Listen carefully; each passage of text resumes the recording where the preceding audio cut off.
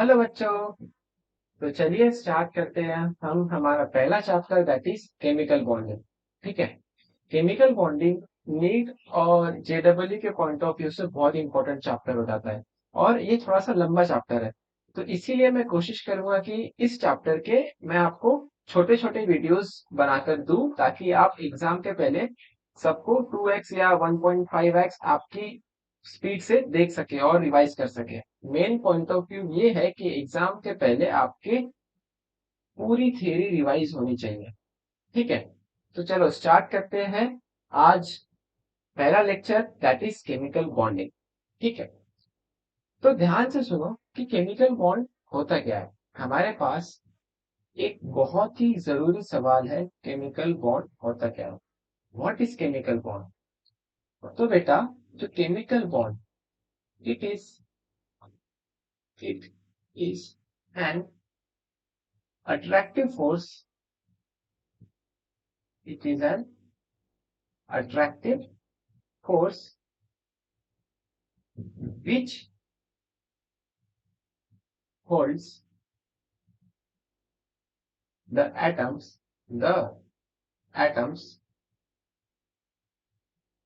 together, which holds the atom together in a molecule. In a molecule. ठीक है। इसका मतलब क्या है? मान लो कि मेरे पास एक एटम है ए। ठीक है। दूसरा एटम है बी। तो केमिकल बॉन्ड की डेफिनेशन क्या है बेटा?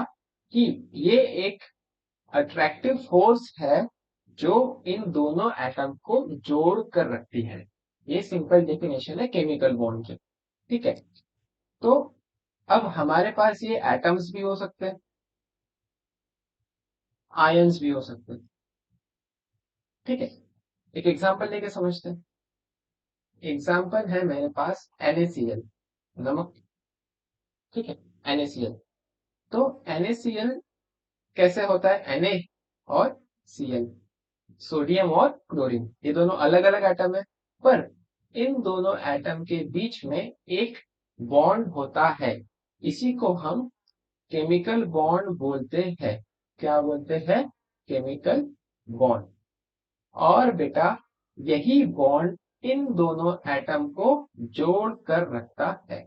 इन दोनों एटम को जोड़ कर रखता है। ठीक है। दूसरा एग्जाम्पल मैं लेता हूं, सबसे सिंपल एग्जाम्पल, वाटर। ठीक है। वाटर। वाटर का स्ट्रक्चर बेटा कुछ इस टाइप का होता है, ऑक्सीजन, हाइड्रोजन और हाइड्रोजन। ठीक है। तो वाटर में आप देख पा रहे हो कि ऑक्सीजन जो है उसने दो बॉन्ड बनाया, एक इस हाइड्रोजन के साथ और एक इस हाइड्रोजन के साथ। तो इस वजह से, इस अट्रैक्टिव फोर्स की वजह से, इस अट्रैक्टिव फोर्स की वजह से हमारे पास वाटर मॉलिक्यूल देखने को मिलता है।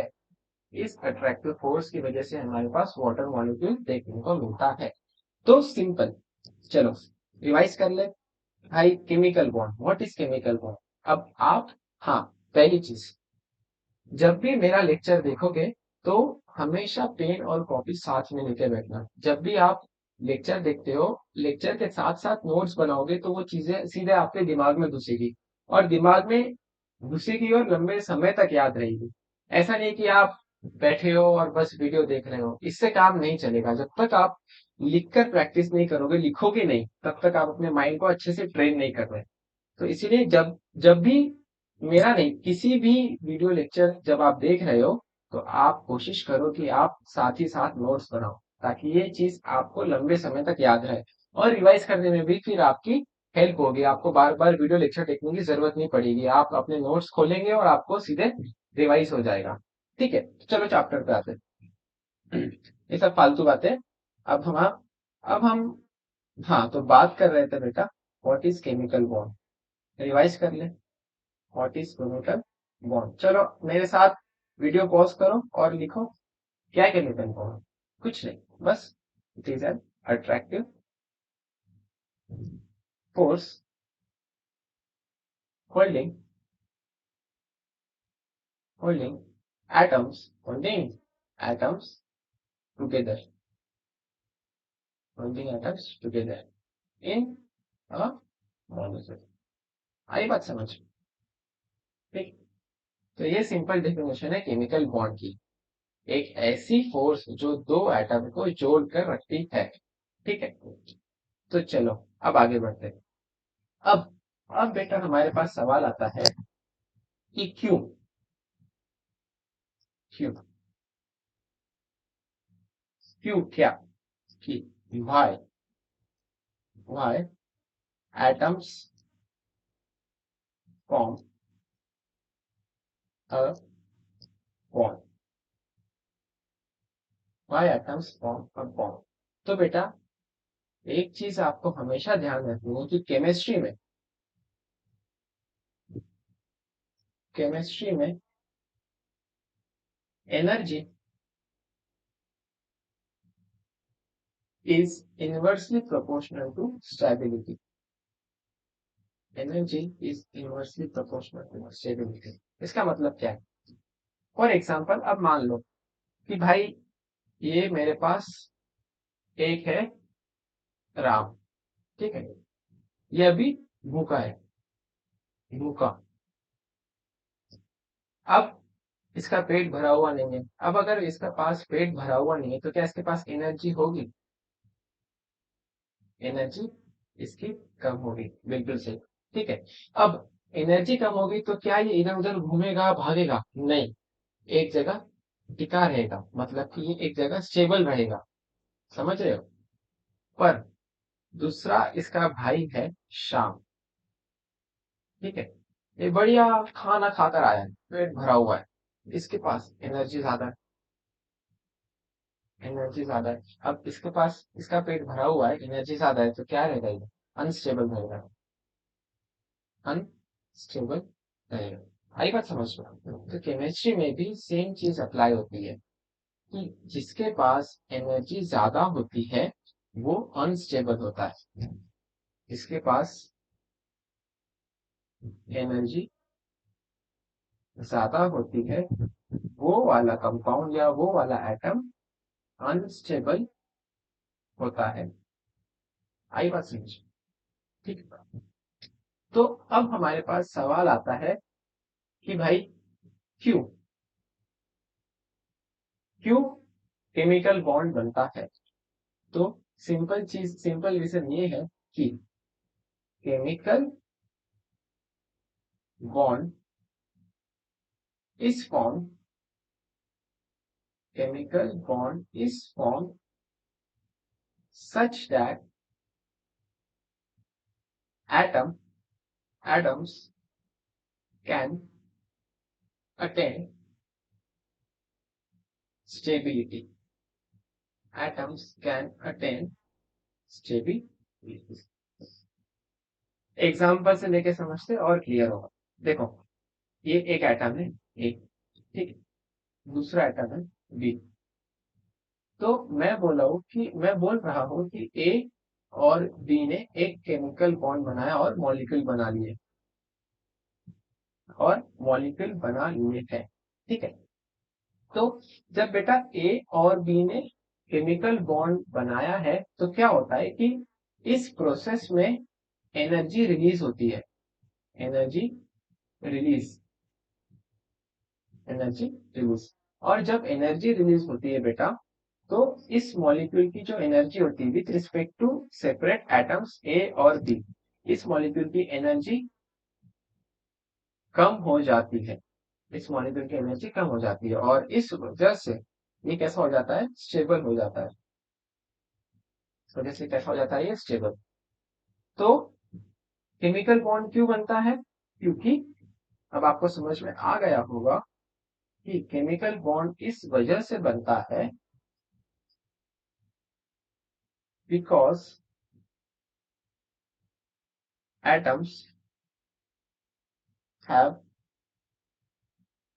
हाई एनर्जी, ठीक है, atoms have high energy. When atoms, जब भी atoms combine to form a molecule and atoms combine to form a molecule, energy is released. Energy is released. जब भी एटम मॉलिक्यूल बनाते हैं तो एनर्जी रिलीज हो जाती है. As a result of this, as a result of this, atoms gain stability. Atoms gain stability in a molecule. आई बात समझ? इन अ मॉलिक्यूल. ठीक है, तो आइए रिवाइज कर लेते हैं. चलो इधर आओ, ध्यान से देखो मेरी तरफ. सबसे पहले केमिकल बॉन्ड क्यों बनता है? क्योंकि साहब सर आपने बोला है कि जो एटम्स होते उनके पास एनर्जी ज्यादा होती. ठीक है, अब एटम्स एनर्जी ज्यादा तो उनके पास स्टेबिलिटी नहीं होती या कम होती. तो एटम्स स्टेबिलिटी अटेन करने के लिए दूसरे एटम के साथ केमिकल बॉन्ड बनाते हैं और इस वजह से एनर्जी रिलीज होती है. और एनर्जी जब रिलीज होगी तो उसके बाद उस एटम की स्टेबिलिटी अचीव हो पाएगी. आई बात समझ में? इस वजह से ये केमिकल बॉन्ड बनता है. चलो बहुत बढ़िया. अब हम मैकेनिज्म समझते हैं. मैकेनिज्म कि भाई कैसे पास में आते हैं. तो देखो मेरे पास एक एटम है. एटम के पास क्या होता है? न्यूक्लियस होता है. सबको पता है, हम एलकेजी से पढ़ कर आ रहे हैं कि एटम के पास न्यूक्लियस होता है और इसके पास क्या होता है? क्या होते हैं? इलेक्ट्रॉन्स होते हैं. मान लो कि कोई ये एटम है ए. ठीक है, और ये दूसरा एटम है. दूसरा एटम है बी. आई बात समझ? इसके पास भी इलेक्ट्रॉन्स हो गए बेटा. ठीक है, तो क्या होता है? ध्यान से समझना कि ये इलेक्ट्रॉन और इसके इलेक्ट्रॉन का क्या होता है? रिपल्शन होगा. Negative negative charges repel each other. ठीक है, पर इसके न्यूक्लियस का और इसके इलेक्ट्रॉन का क्या होगा? अट्रैक्शन होगा. अट्रैक्शन होगा. आई बात समझ? तो एक एटम के पास दो फोर्सेस लग रही है. ठीक है, कौन कौन सी? अट्रैक्टिव फोर्स, अट्रैक्टिव और रिपल्सिव. अट्रैक्टिव और रिपल्सिव. ठीक है, दो फोर्सेस लग रही है. जब व्हेन एफ अट्रैक्टिव, मतलब कि मैंने इसको एफ अट्रैक्टिव ऐसा बोल दिया. ठीक है, और इसको मैंने एफ रिपल्सिव. F repulsive. तो बेटा ध्यान से समझो कि जब अट्रैक्टिव फोर्स ज्यादा होगी रिपल्सिव फोर्स से. भाई जब अट्रैक्शन ज्यादा होगा इसके न्यूक्लियस का और इसके इलेक्ट्रॉन्स का, ये इलेक्ट्रॉन और ये न्यूक्लियस, तो जब अट्रैक्टिव ज्यादा होगा तभी तो ये दोनों पास आएंगे. ठीक है, और तभी मेरे पास क्या बनेगा? ए और बी के बीच एक केमिकल बॉन्ड बनेगा. तो ये सिंपल सा मैकेनिज्म है केमिकल बॉन्ड का कि जब अट्रैक्टिव फोर्स ज्यादा होती है रिपल्सिव फोर्स से तब मेरे पास केमिकल बॉन्ड बनता है. ठीक है, तो हमने अभी तक बेटा तीन चीजें कवर करी है. ठीक है, क्या क्या? ध्यान से सुनो, बहुत इंपॉर्टेंट. सबसे पहले हमने कवर किया, हमने पढ़ा केमिकल बॉन्ड. ठीक है, फिर हमने पूछा कि भाई क्यों क्यों केमिकल बॉन्ड बना. ठीक है, फिर हमने पढ़ा मैकेनिज्म, केमिकल बॉन्ड का मैकेनिज्म. ठीक है, मैकेनिज्म.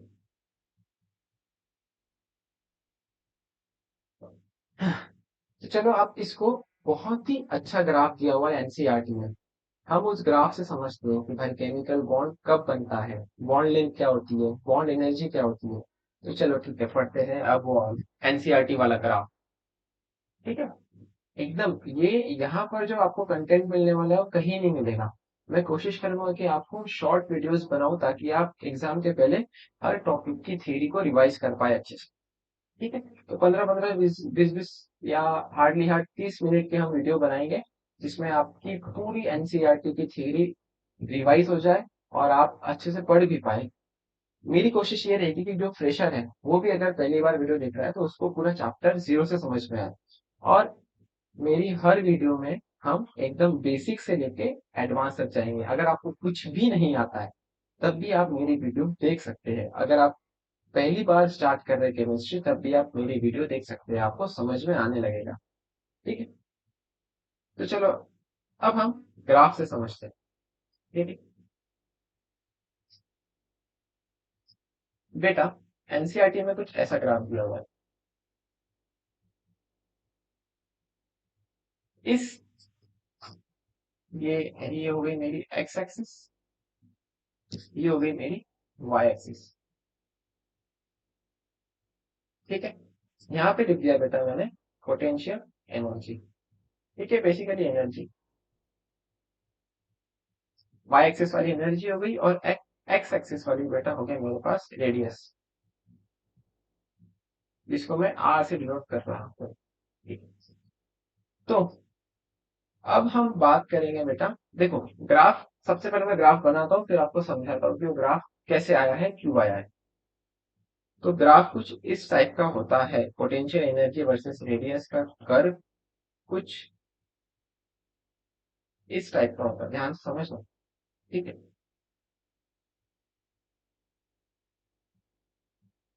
चलो अब क्या है, देखो मेरे पास एटम है ए और दूसरा एटम है बी। ठीक है, चलो इससे समझ, ध्यान से देखो, ये एटम है ए, ये एटम है बी।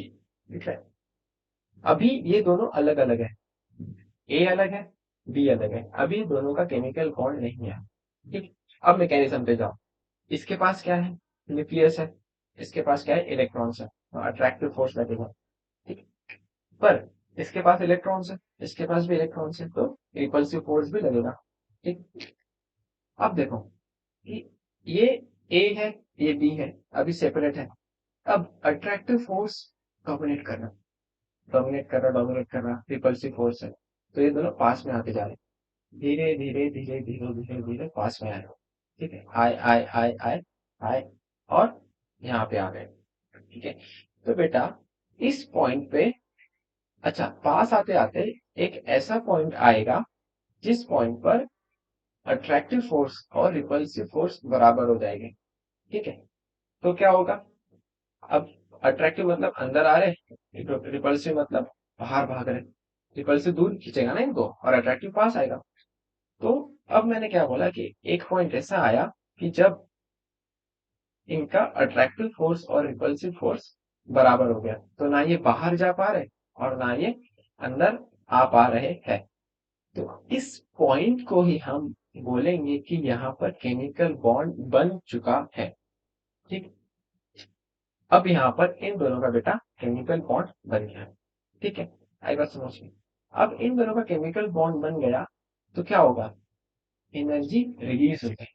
ठीक है, तो जब पास आए पास आए पास आए पास आए पास आए आ गए, बस इस पॉइंट पर आकर इन दोनों की एनर्जी रिलीज हुई और अट्रैक्टिव फोर्स और रिपल्सिव फोर्स बराबर हो गई, तो मतलब यहाँ पर केमिकल बॉन्ड जम गया। ठीक है, तो इस पॉइंट पे एनर्जी कैसी होगी, मिनिमम होगी, पोटेंशियल एनर्जी कैसी होगी, मिनिमम होगी। देखो अभी कुछ एनर्जी है, कुछ एनर्जी है, एनर्जी है, तो पास आ रहे पास आ रहे पास आ रहे पास आ रहे पास आ रहे पास आ रहे पास आ रहे, बस ना अंदर जा पा रहे ना दूर जा पा रहे।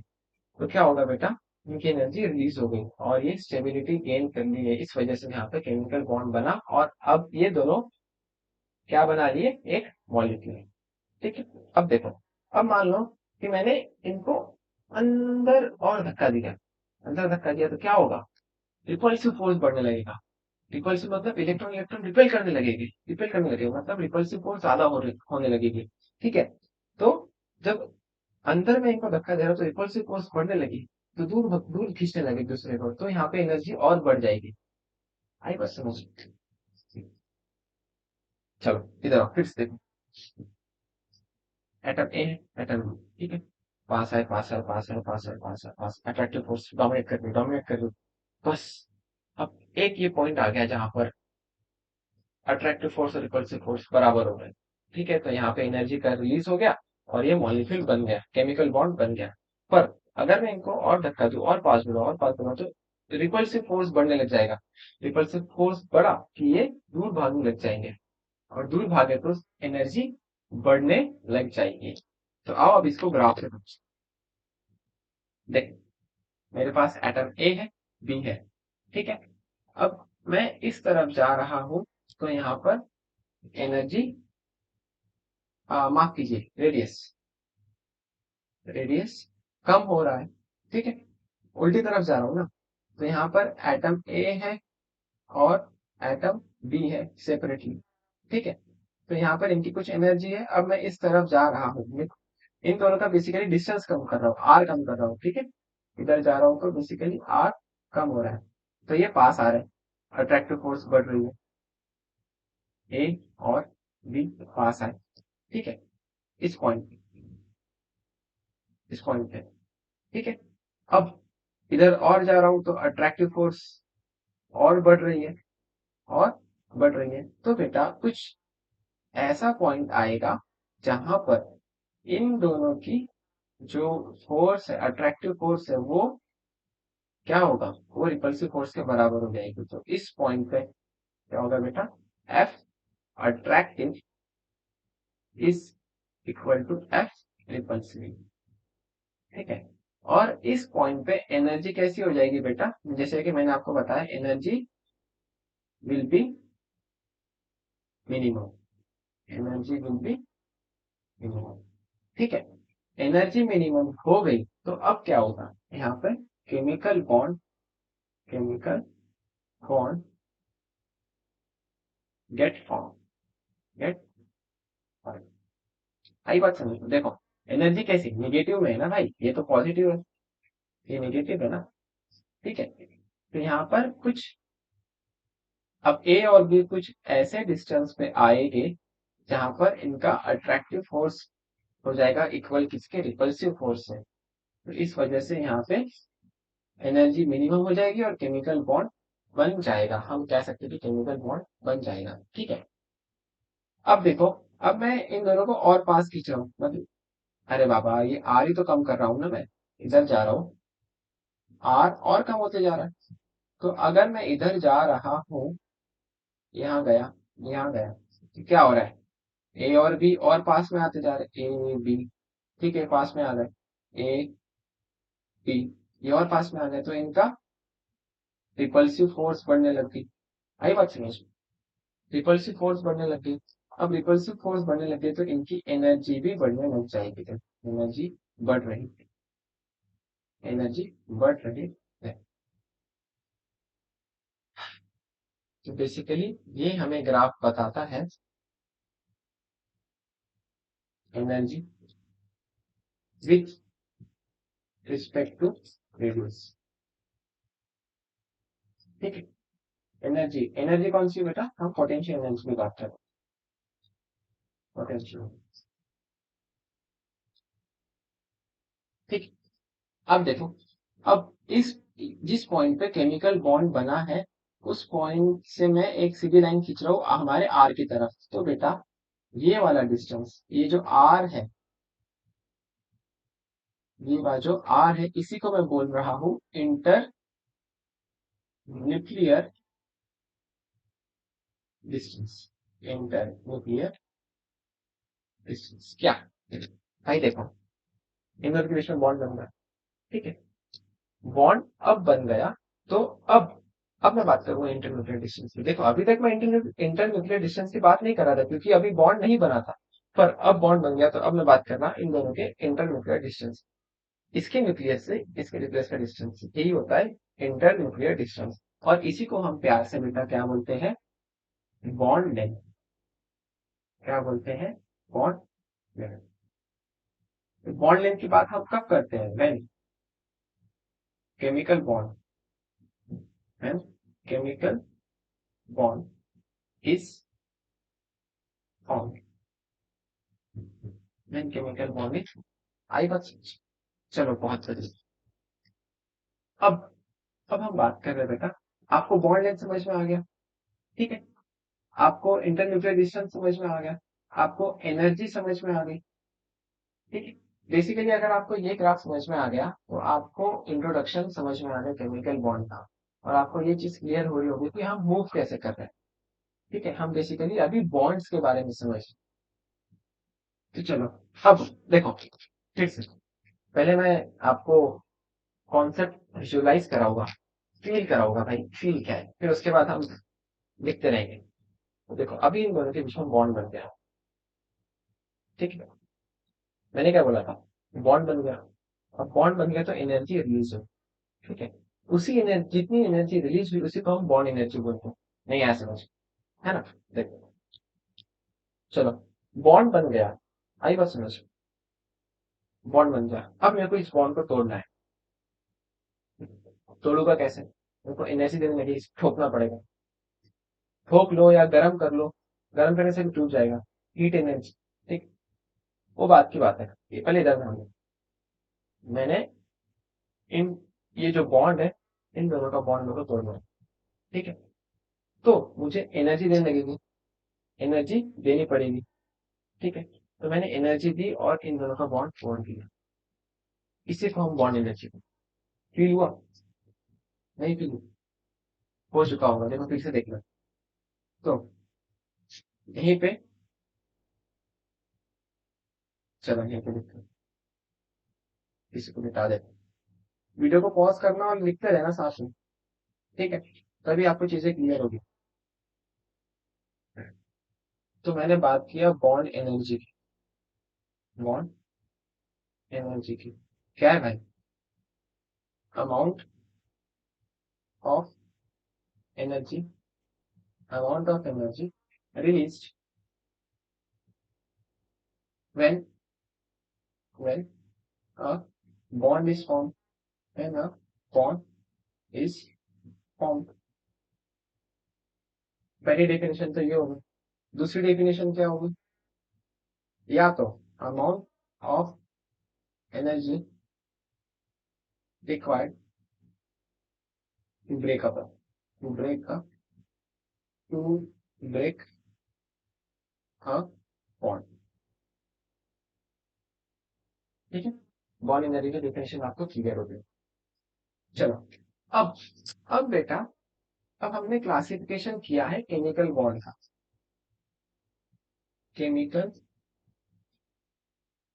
बॉन्ड का हमने क्लासिफिकेशन किया है on the basis of energy, on the basis of energy, ठीक है। मेरे पास ए है, बॉन्ड बनाया इसने बी के साथ, ठीक है, इसका ये न्यूक्लियस है और इसका ये न्यूक्लियस, तो बेसिकली इसके न्यूक्लियस से इसका न्यूक्लियस, ये हमारा क्या हो गया, इंटर न्यूक्लियर डिस्टेंस, या मैं बोल दूं इंडिया नहीं है, हदो, इंडिया नहीं है, इंटर न्यूक्लियर डिस्टेंस, या मैं बोल दूं बॉन्ड लेंथ बी एल, ठीक है, आई बात समझो। चलो बहुत बढ़िया। अब मेरे को इस बॉन्ड को तोड़ना है, तो मेरे को एनर्जी देनी पड़ रही, ये माने मैंने एनर्जी दो, तो इसी को हम बॉन्ड एनर्जी बोलते हैं। तो कितनी एनर्जी मुझे इस बॉन्ड को देने को, तो कितनी एनर्जी मुझे देनी पड़ रही है, इस बेसिस पे हमने केमिकल बॉन्ड को क्लासिफाई किया, हमने केमिकल बॉन्ड को क्लासिफाई किया है। दो टाइप से, पहला टाइप और दूसरा टाइप। पहला टाइप होता है बेटा strong bond, strong strong bond. दूसरा होता है वीक बॉन्ड, वीक बॉन्ड, ठीक है। हाँ, बॉन्ड को तोड़ने के लिए अगर मुझे energy greater than 42 kilojoule per mole देनी पड़ रही है, ये सारी एक्सपेरिमेंटल वैल्यू में एक्सपेरिमेंट से लेनी है, तो किलो जूल पर मोल एनर्जी की यूनिट है, कंफ्यूज नहीं होना है, एनर्जी की यूनिट क्या है, किलो जूल पर मोल, ठीक है। तो अगर मुझे बॉन्ड तोड़ने की energy greater than 42 kilojoule per mole देना पड़ रहा है, तो उस टाइप के बॉन्ड को हम स्ट्रॉन्ग बॉन्ड बोलेंगे। और इस चैप्टर में हम स्ट्रॉन्ग बॉन्ड्स के बारे में स्टडी करेंगे, बेसिकली सारे बॉन्ड्स के बारे में स्टडी करेंगे। तो उसमें अलग अलग टाइप के बॉन्ड्स आते हैं। तो पहला बॉन्ड है हमारे पास आयनिक बॉन्ड, आयनिक बॉन्ड, ठीक है। दूसरा है हमारे पास कोवैलेंट बॉन्ड, कोवैलेंट बॉन्ड, ठीक। तीसरा है बेटा हमारे पास कोऑर्डिनेट बॉन्ड, कोऑर्डिनेट बॉन्ड। इसको हम प्यार से डेटिव बॉन्ड भी बोलते हैं, कंफ्यूज नहीं होना है। कोऑर्डिनेट बॉन्ड को ही हम डेटिव बॉन्ड बोलते हैं। और चौथे टाइप का बॉन्ड है बेटा मेटालिक बॉन्ड। क्या है? Metallic bond. ये सब सारे स्ट्रॉन्ग बॉन्ड्स में आते हैं। दूसरा टाइप का बेटा वीक बॉन्ड। वीक बॉन्ड को हम दो कैटेगरी में डिवाइड करते हैं, हाइड्रोजन बॉन्ड और वंडरवॉल बॉन्ड, वंडरवॉल बॉन्ड, ठीक है। तो हाइड्रोजन बॉन्ड में बेटा दो टाइप के बॉन्ड्स हम स्टडी करेंगे, दैट इज इंटरमोलिकुलर, इंटरमोलिकुलर और इंट्रामोलिकुलर, और इंट्रामोलिकुलर, ठीक है। ये दो टाइप के हाइड्रोजन बॉन्ड हम स्टडी करने वाले हैं, ठीक। अब बेटा वंडरवॉल बॉन्ड, वंडरवॉल बॉन्ड में हम स्टडी करेंगे।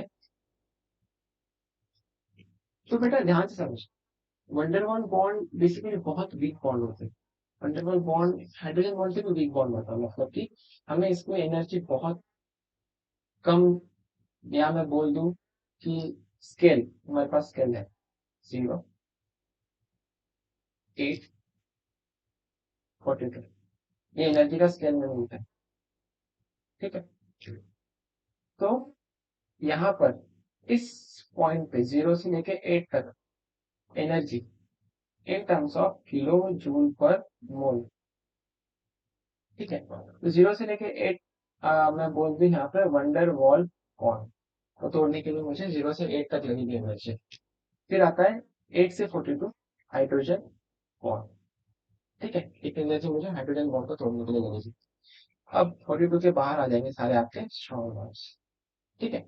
आगे हम स्टडी करेंगे कि स्ट्रॉन्ग बॉन्ड में भी सबसे ज्यादा स्ट्रॉन्ग कौन सा होता है, वो चीज आगे के लेक्चर में आपको देखने को मिलेगी।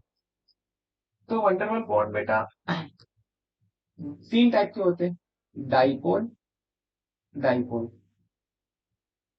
डीपी मतलब डाइपोल, डीपी मतलब क्या है, डाइपोल,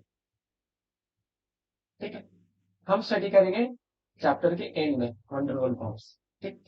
डाइपोल, डाइपोल हो गए। फिर आ जाएगा बेटा dipole induced dipole, I D P, ये क्या है, इंड्यूस्ड, अभी लिख लो लेकिन बाद में क्लियर होगा, इंड्यूस्ड डाइपोल, आई बात समझ। फिर आता है मेरे पास इंड्यूस्ड डाइपोल, इंड्यूस्ड डाइपोल, ये 3 टाइप के बॉन्ड्स वंडरवॉल बॉन्ड होते हैं, ठीक है। अब इनके कुछ घरेलू नाम भी है, ठीक है, घरेलू ही बोलूंगा मैं। तो डाइपोल, डाइपोल के जो बेसिकली नेम्स है, इसी को भी, इसको भी हम आगे के चैप्टर स्टडी, आगे के लेक्चर में स्टडी करेंगे जब मैं आपको वंडरवॉल बॉन्ड पढ़ाऊंगा, क्योंकि मैं अभी आपको कंफ्यूज नहीं करना चाहता नेम्स, वो जो टर्मिनोलॉजी है वो आप बाद में भी याद रख सकते हो। तो बेसिकली ये ओवरव्यू था चैप्टर का, ठीक है। अब मैं आपको बेसिकली समझाना चाह रहा हूँ कि हम मूव कैसे कर रहे हैं। सबसे पहले हमने पढ़ा, देखो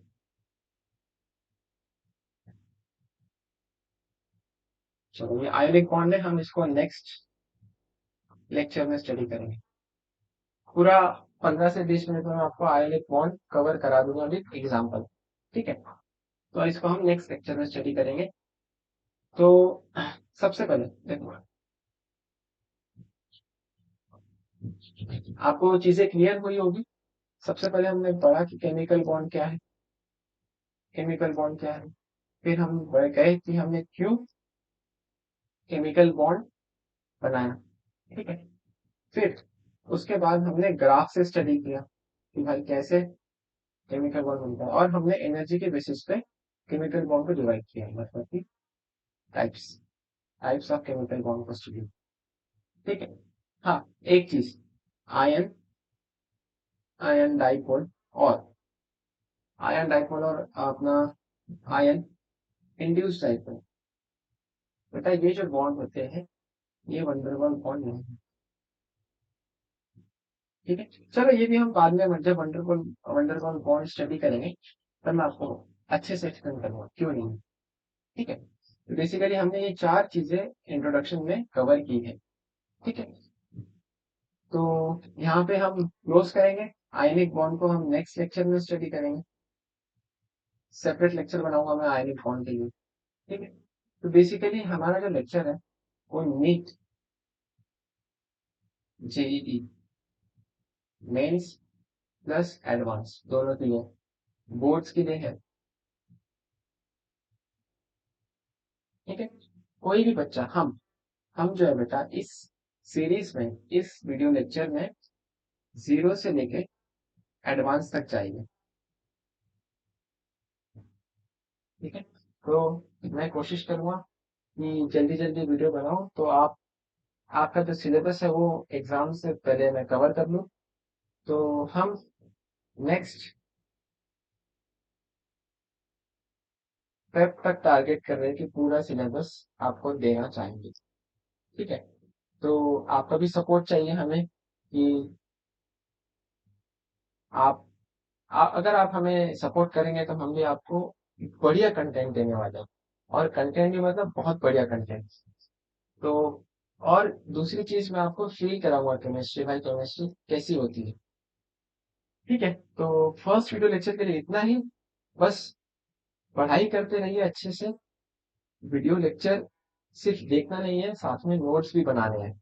आई बात समझ, तो पढ़ाई करते रहिए और हमें सपोर्ट करिएगा, हम ऐसे ही आपको कंटेंट देते रहेंगे और जीरो से लेके एकदम एडवांस तक जाएंगे और क्वेश्चन प्रैक्टिस भी करेंगे। अभी तो आज का कुछ ऐसा लेक्चर में था नहीं क्योंकि हमने इंट्रो ही कवर किया है, और इंट्रो थोड़ा सा बड़ा हुआ क्योंकि आप मैं आपको फील कराना चाहता कि भाई केमिकल बॉन्ड होता क्या है। आगे के जो लेक्चर्स होंगे वो एकदम एग्जाम ड्रिवन होंगे, और मैं आपको टिप्स और ट्रिक्स भी दूंगा, और मेरे पास बहुत बड़ी बढ़िया बढ़िया बढ़िया ट्रिक्स है जिससे आप अच्छे से एकदम छोड़ के आ सकते पेपर। ठीक है, तो पढ़ाई करते रहे, best of luck, thank you.